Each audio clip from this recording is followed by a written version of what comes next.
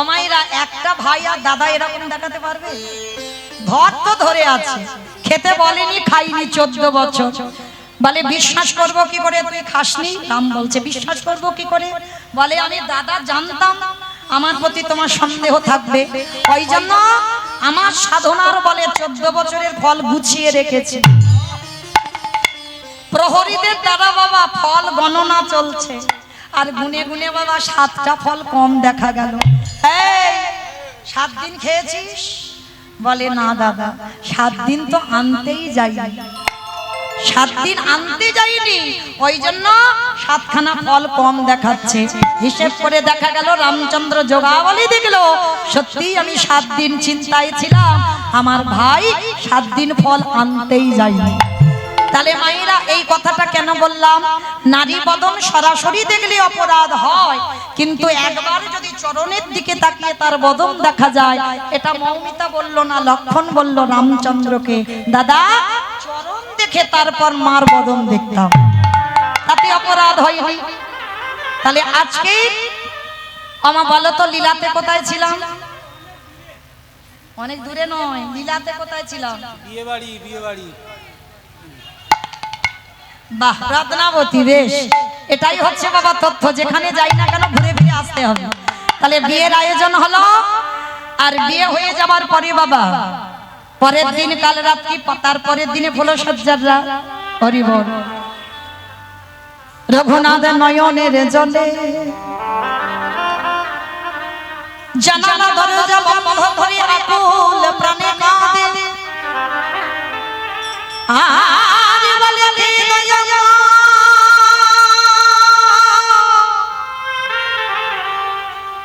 তুমি যদি কৃপাময় করুণাময় আমার এই সংসার বন্ধন থেকে মুক্ত করে তোমার চরণে আমায় নিয়ে চলো।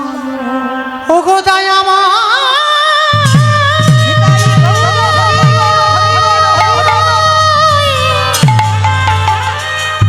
একেবারে দেখা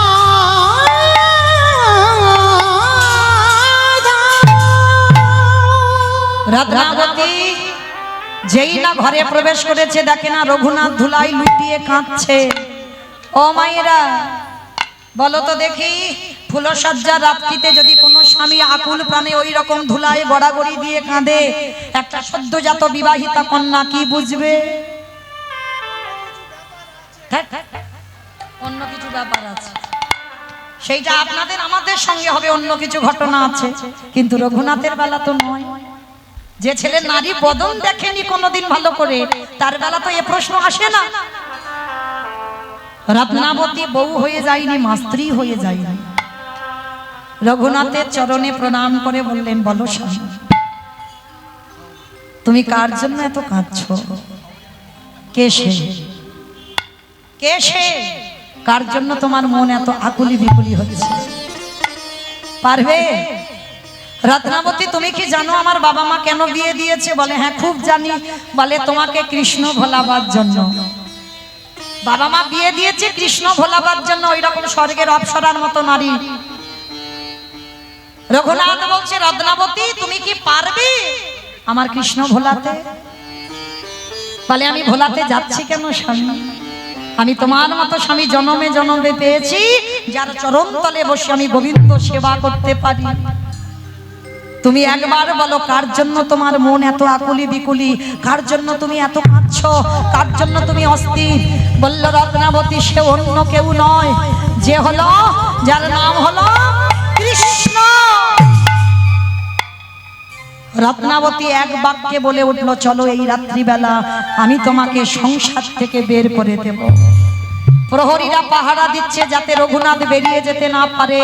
তার সহধর্মিনী রত্নাবতী হাত ধরে সারা জীবনের মতো স্বামীকে ত্যাগ করে দিল। তোমার সুখে সুখে, তোমার দুঃখে দুঃখে যাও তুমি গোবিন্দ চরণে। যদি কোনোদিন কৃষ্ণ চরণ পাও, শেষের সময় এই হতভাগিনীর কথা মনে রেখো। রঘুনাথ ঘর থেকে বেরিয়ে ছুটে চলল জগন্নাথ ধাম, পুরী ধাম। সকালবেলা আদি সপ্তগ্রামে খবর রটে গেল, রঘুনাথ সংসার ত্যাগ করেছে। বাবা অন্ন বস্ত্র অর্থ দেয়, রঘুনাথ পুরীতে থেকে গরিবদের দান করে। মায়েরা এই অনেকে আছে দেখবেন দুর্গাপূজা কালী পুজো যে কোনো অনুষ্ঠানে মঞ্চ তৈরি করে কম্বল দান, বস্ত্র দান, অর্থ দান করে। অপরাধ নেবেন না, এগুলোকে দান বলে না। আমি মৌমিতা বলছি না, মহাপ্রভু শিক্ষা দিয়েছেন দান যারা করবে ডান হাত দান করবে, বাম হাত যেন জানতে না পারে,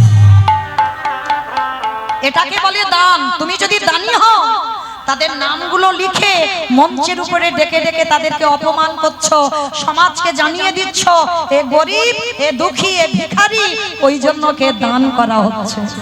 এতই যদি তুমি দয়ালু হও, রাতের অন্ধকারে কিছু সম্পদ তাকে দিয়েছো, যেটা তুমি জানবে, সে জানবে, আর যে জানবার মালিক সে জানবে। নিতাই গৌর প্রেমানন্দ। হরি বল, হরি বল, হরি বল।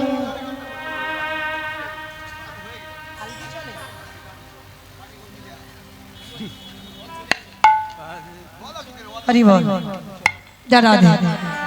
এইবার রঘুনাথ খবর পেয়ে মহাপ্রভু আদেশ দিল, এগুলো আমি পছন্দ করি না, বন্ধ করে দিল। এইবার রঘুনাথ দাঁড়ে দাঁড়ে ভিক্ষা করে এবার প্রসাদ পায়। প্রভু আদেশ দিল, এটাও আমি পছন্দ করি না। তারপরে আনন্দ বাজারে রঘুনাথ আনন্দ বাজারে বসে থাকে, যেগুলো বিক্রি হয় না সেইগুলো রঘুনাথকে দেয়। মহাপ্রভু বললেন, এটাও আমি পছন্দ করি না। তাহলে এবার চলবে কি করে রঘুনাথে?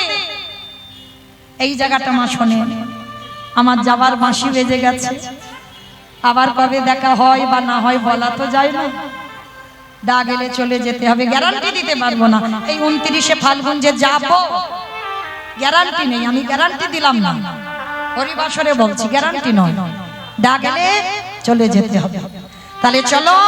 রঘুনাথ এক সপ্তাহ কিছু খাইনি, বড় খিদে পেয়েছে। কঙ্কাল সার দেহ, জীর্ণ মলিন বস্ত্র, নর্দমায় পড়ে আছে রঘুনাথ। গৌর হরি, বড় কষ্ট হচ্ছে প্রভু, একটু যদি না খাই আমি যে তোমার ভজন করতে পারবো না। ওই নালা দিয়ে ভেসে যাচ্ছে বাবা একটু পাতা পান্তা ভাত, ওই নর্দমা দিয়ে কত মলমূত্র যাচ্ছে, তার উপর দিয়ে ভেসে যাচ্ছে জগন্নাথের প্রসাদ। যে জমিদারের ছেলে রঘুনাথ নর্দমায় পড়ে খিদের জ্বালায় আঁচলা করে তুলে নিয়েছে। প্রভু একটু মুখে না দিলে আমি যে আর বাঁচবো না। ওই প্রসাদীটা সবে একটা গ্রাস দিল, আর আমার প্রভু থাকতে পারলো না। পিছন থেকে সে রঘুনাথের হাতটা ধরলো। রঘুনাথ, ওরে রঘুনাথ,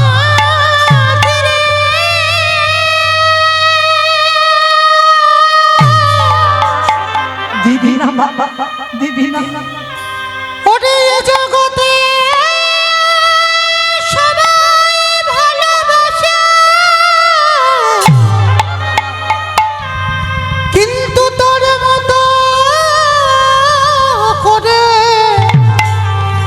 এমনই অনুরাগ দিয়ে আমায় কেউ যে ভালোবাসে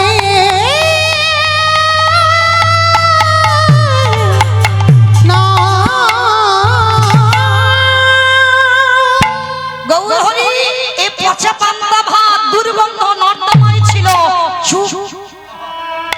মহাপ্রভু বলছে চুপ, একটা কথা না। ভগবানকে নিবেদন করলে হয় প্রসাদ, ভক্ত উচ্ছিষ্ট করলে হয়ে যায় মহাপ্রসাদ। আমি এ যুগে না, যুগে যুগে জনমে জনমে ভক্তের উচ্ছিষ্ট প্রসাদে পাবার জন্য আমি ভগবান হয়ে আমি জনম জনম ভক্তের চরণ ধুলায় লুটায়ে থাকি। ওরে রঘুনাথ,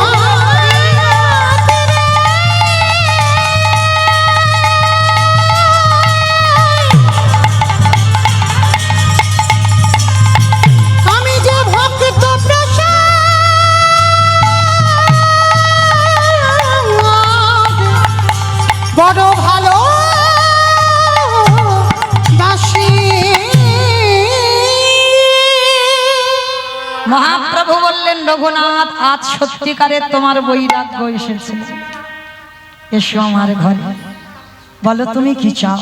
প্রভু আমি বৃন্দাবনে যাত্রা করতে চাই। স্বরূপ দামোদরের হাতে সমর্পণ করলো রঘুনাথকে। স্বরূপ দামোদরের হাত ধরে গেল বৃন্দাবনে রাধা কুণ্ডের তীর। আর রাধা কুণ্ডের তীরে গিয়ে আজকে রঘুনাথ আচ্ছাদনহীন, আচ্ছাদন নয়, প্রখর রোদ, সেই রোদে বসে বসে রঘুনাথ নাম জপ করে, কোনোদিন আচ্ছাদনে বসেন। আর আমার প্রেমময়ী করুণাময়ী রাধারানী রঘুনাথের মাথায় নিজের আঁচলটা নিয়ে ছায়া করে দাঁড়িয়ে থাকে। আর এই দৃশ্য বৃন্দাবনে আজকে দর্শন করেছে সনাতন গোস্বামী। দর্শন করে রেগে গেছে রঘুনাথের উপরে। রাত্রিবেলা রঘুনাথের কাছে এসেছে সনাতন গোস্বামী, রঘুনাথ তুমি জানো তুমি এই আচ্ছাদনে থাকো না, রোদে বসে থাকো, বৃষ্টিতে ভেজো, নাম জপ করো, আর আমার রাধারানী তোমার পিছনে এসে নিজের আঁচলটা ধরে থাকে। হ্যাঁ, এটা তোমার কোন ভজন, এটা তোমার কোন সাধন যে ভজনে আমার রাধারানী কষ্ট পায়? যেই না শুনেছে বাবা রঘুনাথ, কথা দিলাম এইবার আমি আচ্ছাদন করব আর আমার রাধারানীকে কষ্ট দেব না। তারপর একটা খড়ের চাল মাটির কুড়ে ঘর বানিয়েছে যাতে রাধারানীর কষ্ট না হয়। আর রাধারানী আসছে না, এইবার বসে বসে রঘুনাথ ডাকছে। এতদিন রাধারানী তো আচ্ছাদনের জন্য আঁচলটা দিয়েছে, আজ আসছে না। আর যেই আসছে না রঘুনাথ দেখতে পাচ্ছেন, ডাক দিল রাধে গো,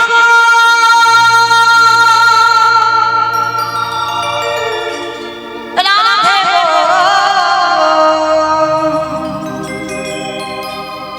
একবারে দেখা দাও রাধে, একবারে দেখা দাও রাধে গো, রাধে গো,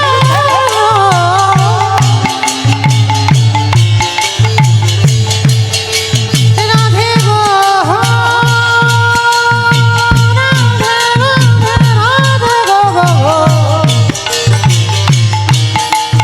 তুমি একেবারে দেখা দাও রাধে, একেবারে দেখা দাও। সংসারের মদালিনী রাধে, ঘনশ্যামরের মরহলিনী রাধে, কৃষ্ণ প্রেম প্রদায়িনী রাধে, ও কৃষ্ণ প্রেম প্রদায়িনী রাধে, গাম্ভীর্যশালিনী রাধে, গাম্ভীর্যশালিনী রাধে, রাধে গো,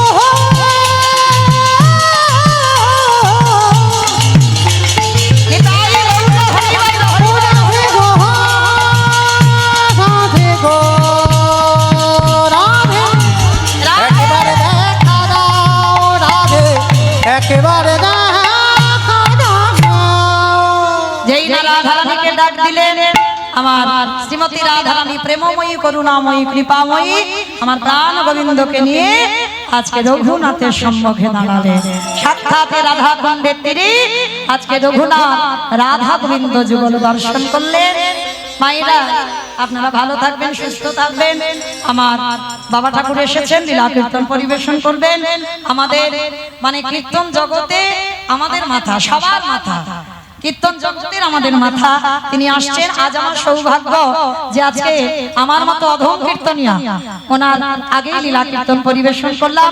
আবার 29শে ফাল্গুন আবারই আমার বাবা ঠাকুরের আগে লীলা কীর্তন পরিবেশন করব। আপনাদের সবার চরণে দণ্ডবত প্রণাম জানিয়ে আমি বিদায় নিলাম।